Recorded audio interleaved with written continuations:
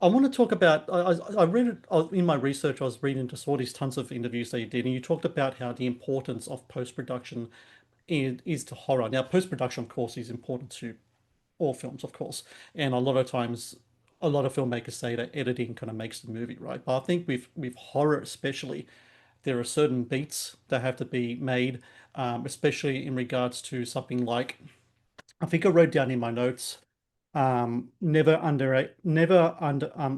underestimate the effectiveness of a dark hallway. I wrote down in my notes for this movie. Because many times, it's been in what you've done in your movie so effectively is that stillness the character has. She'll just look in a dark hallway, and you keep the camera there, and you keep it still, and the cut isn't coming yet. It's not coming yet. It's not coming yet. That's that rhythm again that's coming into play. I love stuff like that because I think the silence and the stillness Yeah. gets the brain kind of whirring, okay? And especially in a horror film, you want that happening. You want your brain kind of like saying, "Oh, what could it be? And what is or isn't there?" When it comes to that kind of aspect of it, how hands-on are you in post to make sure those rhythms are made, and are in league with the kind of the tone of the movie that you want to make? Oh, completely. Yeah, I'm in there every day with my editor, and we're trying different things, and then we're playing it for people. When we get too close, we can't tell anymore, and Hmm.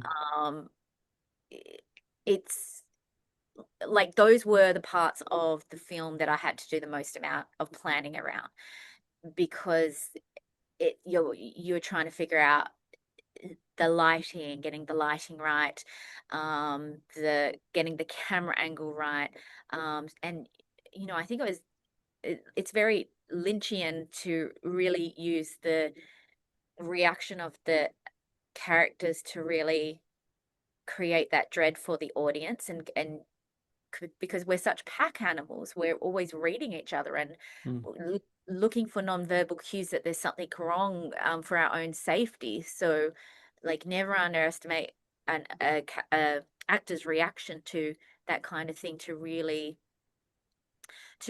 like build that dread for us, even when there's nothing there. Like, I think somebody doing that right now so incredibly is James Wan. Like, Right. I, I'm a little bit obsessed with The Conjuring, especially that first movie.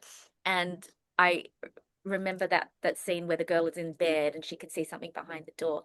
I've played that so many times to see if there's anything behind the door, and as far as I can tell, there is nothing there.